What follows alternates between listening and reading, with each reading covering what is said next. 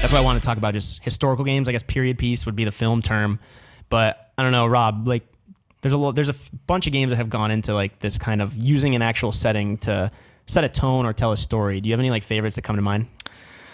I remember showing, like, having just got like a PS2 and showing my, I believe it was Medal of Honor Frontline.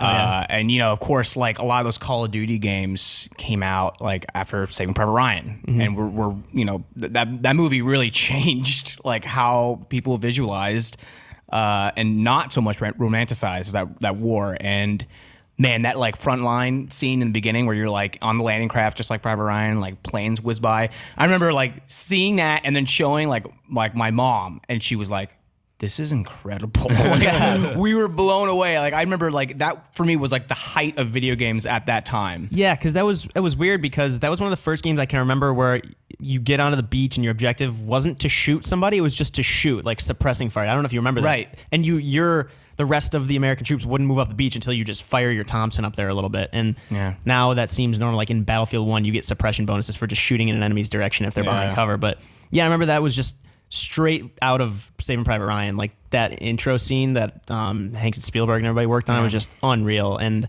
it did definitely set a tone because later on it gets more into the espionage stuff, right? You're kind of like a covert soldier later on. You go on to like German U-boats to sabotage their supplies and whatnot. But yeah, I don't know. But like, I wonder how much research went into that game as far as like making it historically accurate. Totally. I had a similar experience with Allied Assault, which also depicted the storming the beach at Normandy, and just like so much stuff happening around you, which at the time was pretty new. Like shooter campaigns were very like, hey, you're in a room, there's some guys ahead of you, run and shoot and keep going and whatever. This was very much like, no, you're participating. You're just one small cog in this much larger battle, and there's stuff blowing up around you and people dying around you. Just seeing that and being immersed in that was very new and very like spectacular for the time. Mm-hmm. And yeah, I mean, it is cool just to be sort of very, I hate the word, but viscerally experiencing a piece of history like that, and to know that like this is a recreation of something that actually happened. I mean, if we're talking about historical periods and period pieces in games, I mean, clearly World War II is one of the most like, you know, deeply mined sources of history for, you know, material. And I think that, I mean, as you mentioned, we've covered a lot of different aspects of that war in a lot of different and interesting ways. Yeah, and I remember, I think Call of Duty 2 came along. That was my first Xbox 360 game. And that, instead of storming, so it's Omaha Beach in Medal of Honor Frontline. Allied Assault, I believe it's Omaha Beach too, but then like Utah Beach was the one that we stormed to link up with the 101st Infantry after they dropped behind enemy lines the night before. Point Du Hoc in Call of Duty 2 when the Rangers were scaling those cliffs. So I read a pretty extensive account of it. Like I forget what book it was. I think it was Citizen Soldiers. Stephen Ambrose, who wrote Band of Brothers, also wrote Citizen Soldiers, and they were scaling these cliffs to take out these like anti-naval guns, I think, and then they got there. The Germans already moved them, so the intel was bad, but like that was also unreal because again, that was my first 360 game, so that like each time I play like a newer game, obviously Frontline isn't going to look good right now, but then you get like Call of Duty 2, which doesn't even look that great now, but at the time it was like, this is unreal. Yeah. And you know, it's weird because like now we have Battlefield 1 come around, and that was a big thing. Like I have how much of the campaign have you played? I actually played a good amount. I've been kind of holding back for the PC, and I finally kind of got into that. Played like that kind of like that, I suppose it's just like the intro of the game. Prologue, right? The prologue, yeah. That was super uncomfortable. Just like, people scream. Like when we did the stream the other day and playing the operations mode, I don't know if you've seen it at all, Scott, but like there's a lot more narrative, but I would say there's a lot more like emotion.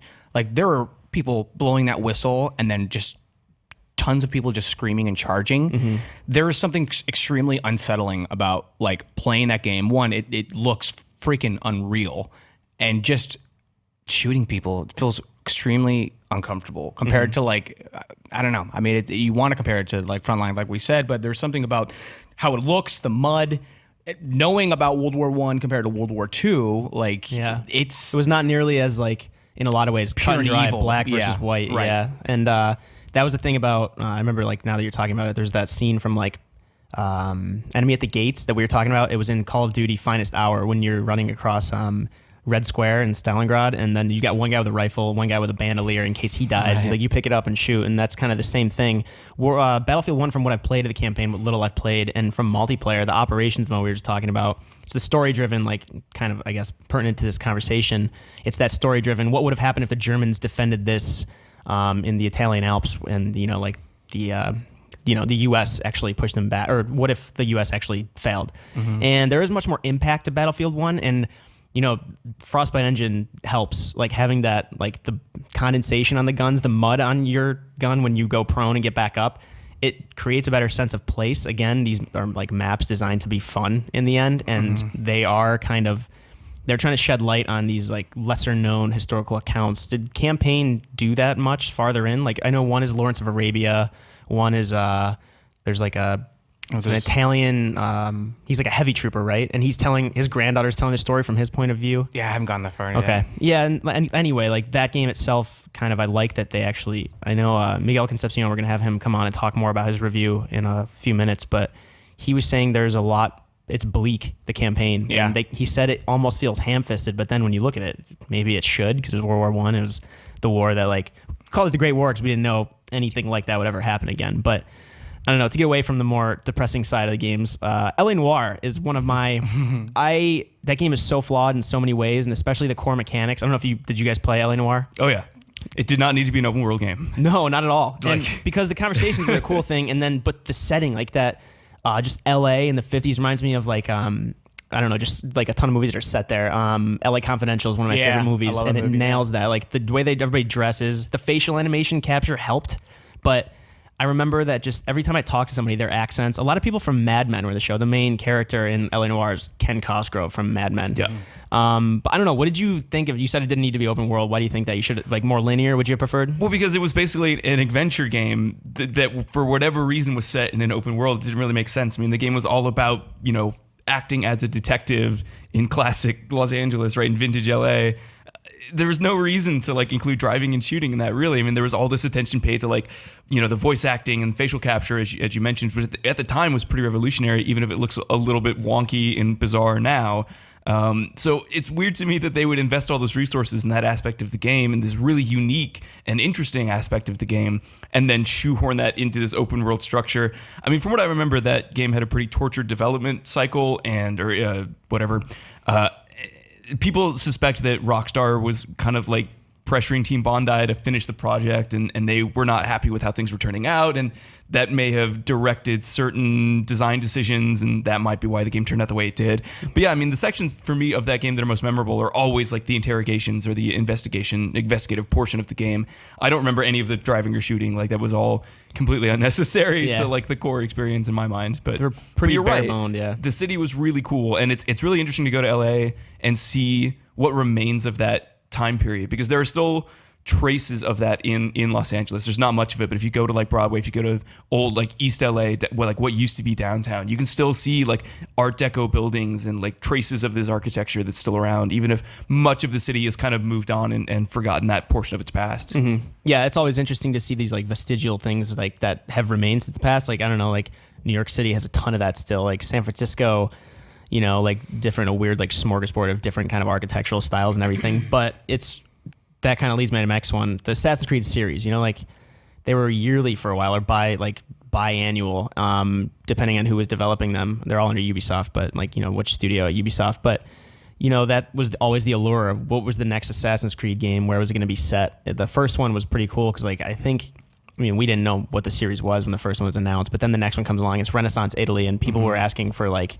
Japan, like feudal Japan for the entire series, and I wouldn't be surprised if they still came back and did that. But these games are always cool, like the amount of research that Ubisoft did put into like checking these cities out. Obviously, again, they took creative liberties when making them fun and like making it fun for like Ezio and Altair to scale, but I don't know, my favorite Assassin's Creed was always Assassin's Creed Brotherhood, which took the Italian setting and then just like focused on Rome. But of course, like because of gameplay things, it was my favorite with the actual overarching training your assassins. But in terms of just like the setting, like that was awesome. Like it's really like stylized. You go Leonardo da Vinci for like inventions and whatnot that can help you fight people. But I don't know, have you like had a lot of experience with Assassin's Creed games? The second one was where I got pulled in. Where like second one where it's at. Yeah. I mean, it was where I was enjoying the open world of it. Like hitting the rooftops and all that stuff. Yeah, definitely that's my favorite one. I think the third one was cool. I'm like, man, was the the level of excitement I had for 3 was so high. Yeah. Like, oh man, he's got a hatchet. Yeah. Like like Patriot, like just the movie. You have all these ideas of what that game could have been, but that game was just loaded with bugs, and that was where I lost touch. Well, and also every mission giver gave you the exact same speech of like, war is difficult, people don't understand. Right. That was literally everyone. It's like, okay, we get it. Through his wooden teeth. Shades of gray, fine. Yeah. Whatever. that trailer there, It was the always. eagle. I mean, loved like it. Yeah. I'm a sucker for like that setting, just like you said, like Revolutionary War era, and then like Connor. I forget how you pronounce his like actual given name, Ragagui or something. McGregor. It was... Conor McGregor, but. Yeah, a UFC fighter in Assassin's Creed 3. That's a weird reference, Scott. Thanks. It's the only Connor you know. It's Conor McGregor. That was the first one that came to mind, man. All right. I had to make the joke quick or it wouldn't work. I love it. Yeah. So then, like, he comes along and he seems cool, but then, like, I didn't like how he was written. I thought he was kind of a baby in a lot of ways. He was a bit Luke Kick Skywalker, him right? while He's kind of down. brooding and Yeah. understandably so. But it's also just like if you're with that character for 20 hours, eventually you're just like, all right, dude, you really need to like shut the hell up. Yeah, and then they like started like forcing that that colonies board game stuff into it, the homestead stuff, which I didn't think was great. That's when like the naval stuff got introduced. And that's what's so funny was the naval stuff, And then- where it was like, what? And just to have Black Flag was after that. Yeah, right? I think that's Flag, exactly which what it was. It Is was my just like now that I think about it, like Assassin's Creed 2 Brotherhood is my favorite Assassin's Creed game, but like Black Flag, I still have the urge to go back and play just because. Not for the parts that felt like Assassin's Creed, just for the sailing and being a pirate. And you find those pages so your crew can sing those different songs. There's a weird name for them. And then they're just singing like, yo ho. And then you're just flying over the waves, like smoking these gigantic ships. It's gorgeous. That was one of my first PS4 games after Call of Duty Ghosts. And that series, like, I mean, it's so weird to have this year that we don't have an Assassin's Creed. Syndicate last year and Industrial Revolution, kind of turn of the century London. I didn't play much, unfortunately.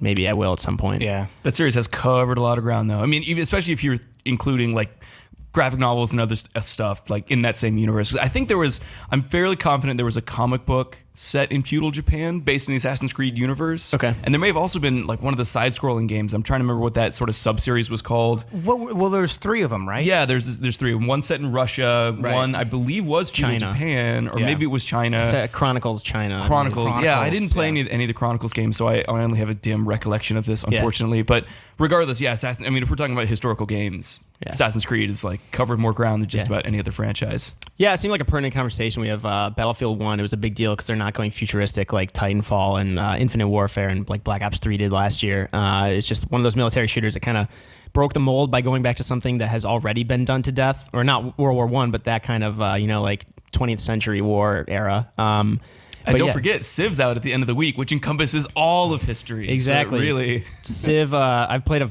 fair amount of Civ with my preview build, and I know you're reviewing right now. We can't talk about the review build too much. When I played the preview, it's just like you get like really cool stories out of it, like twists on history. Like I know the one thing that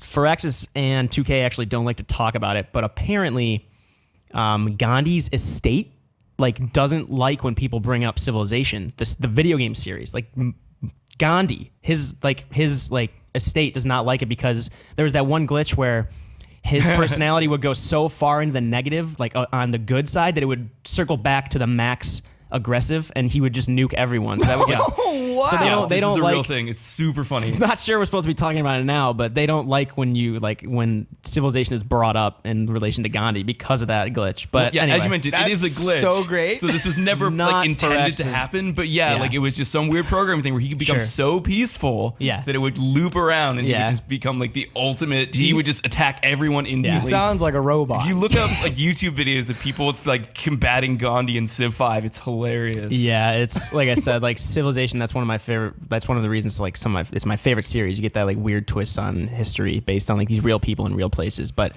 yeah, those dudes know their history. Firaxis guys are like big history buffs. yeah, Those weird twists where Gandhi had a bunch of nukes. yeah. But anyway, so that is our discussion on historical video games, period pieces. What do you think? Let us know in the comments below what games you have played that set a good tone, kind of paint a location in favorable ways.